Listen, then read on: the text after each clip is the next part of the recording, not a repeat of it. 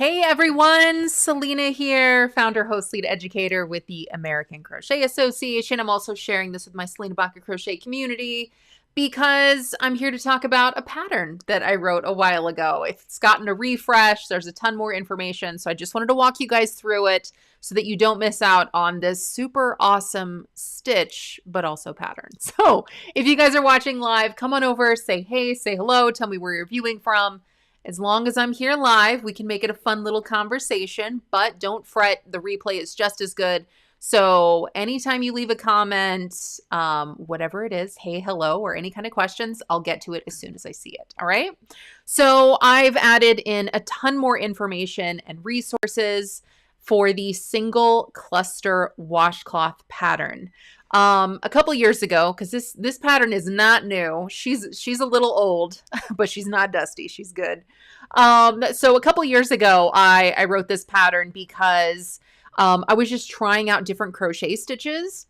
And anytime I learn a new to me stitch, sometimes I just work it out in a really small swatch. And sometimes I'm like, okay, that was fun. And then I frog it and I'm like, all right, I'm done with that. And sometimes if I really like the stitch, I want to make something else with it with another yarn just to kind of see what the possibilities are. And that's how I came up with the Single Cluster Washcloth pattern. So when I initially tried this pattern out, the stitch pattern out, for example, I probably, anytime I learn a new stitch, I use like a worsted weight acrylic yarn in a single color just to, kind of get my bearings and, see what's up and how it's, playing and all that, right?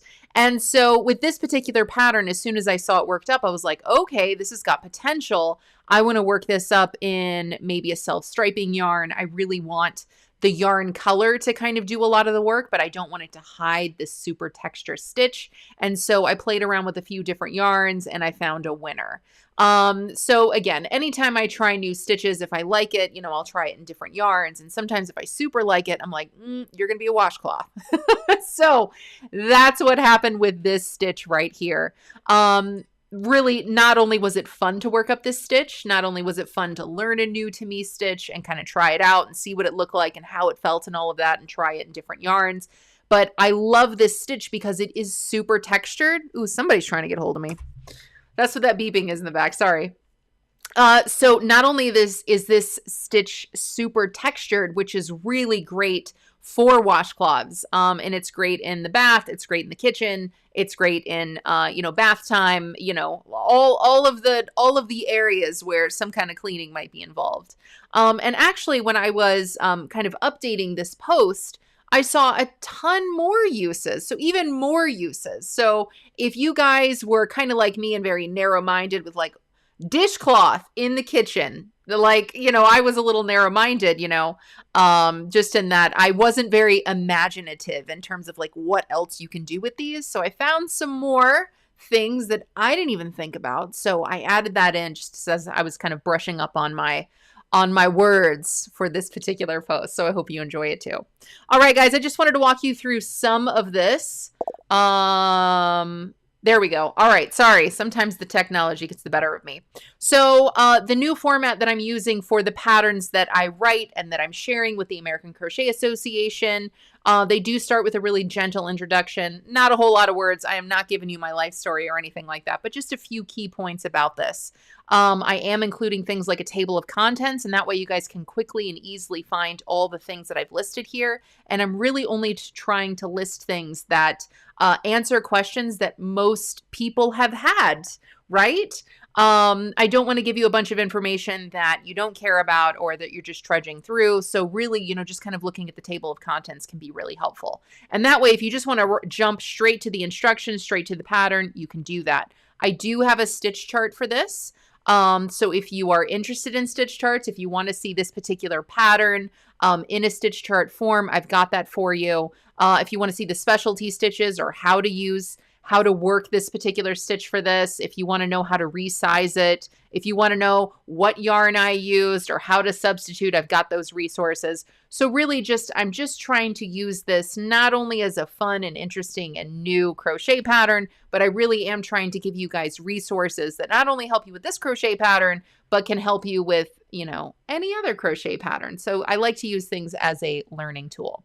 All right, before I dive into this any further, I see a few of you guys are here, so let's make it a conversation. Hello, Aurora, so good to see you. Looks like Dottie is here. Good to see you too. Dottie's watching from Oklahoma. Jeannie says hello. Hi, good to see you. Thanks for checking in. All right, guys. So yes, this is a pattern for a washcloth. It does come in one size. So if you just want to make a washcloth, if you're looking for different, new, and interesting stitches to make washcloths, then check this out. But if you really like the stitch texture, I really like the stitch texture. Totally love it.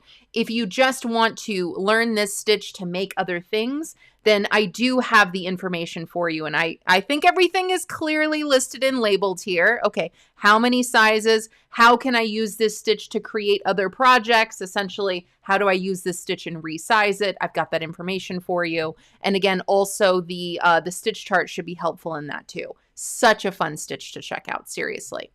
I also have other helpful resources and information, like if you want to see other projects that are worked up and finished, there are dozens available. So I have that link. So if you want to see another yarn worked up or another color or something like that, I mean, those are really helpful resources. If you like this interesting, fun, different crochet stitch and you want to see even more crochet stitches, I've got you. I've got them all linked. If you like this washcloth pattern and you want to see other washcloth patterns that I've worked up, I've got you linked. If you just want to purchase a PDF copy of this that you can save, print, download without all of this other extra information, I've got that for you available as well. I also have in the table of contents everything that you need neatly listed. So yarn, hook, gauge, finish size, stitch key, specialty stitches and techniques, pattern notes, stitch chart, all that kind of stuff. So the one thing, and also the instructions are listed out as well. So if you just want the washcloth or the border or the finishing techniques, it's all there. Oh, this is a cool feature. Let me know what you guys think about this. I love this so much. Sometimes whenever you come across a post, it's like, what am I stepping into here, right? How much am I going to invest in this in terms of my time? So that's why I love that. It's quick and easy up here. There is a table of contents, and before you even get into it, there's a reading time estimation.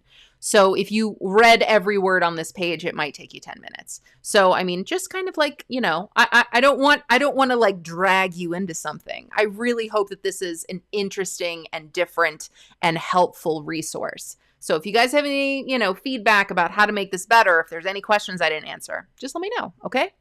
Okay. So I really wanted to show you guys, okay, in this table of contents, everything's clickable. Check this out. Yep, right there. Did you see that? It's like magic. I love it. I love when the internet does things like that. I'm like, yes, I love you, internet. Okay, so I really wanted to talk for a minute about the specialty stitch and technique used here, because really there's a little bit of learning involved here, and I talk about it in a previous section of this, of this here. So the specialty stitch used here is a cluster, which is also known as a decrease, which can also be listed as SC2 tog. So really all those things are kind of the same, but they're different. So I talk a little bit about outlining what a cluster is, what it means to decrease, and what it means whenever you see something like SC2 tog. You could see something like SC3 tog. You could see DC2 tog. So really that's what I mean by just kind of adding in a little bit more information about what that particular specialty stitch means and how a pattern should outline it. And that way you can successfully work through that. Because if a pattern ever says something like cluster, but it doesn't give you a definition, it's that you need more information, because a cluster can be worked with any stitch, single, half, double, double, triple, and it can be worked over any number of stitches. So 2, 3, 4, 5, 6, 7, 8. So really a cluster should give you more information. So a cluster is a decrease is a cluster. It is an SC2 tog, but it can also be an HDC4 tog.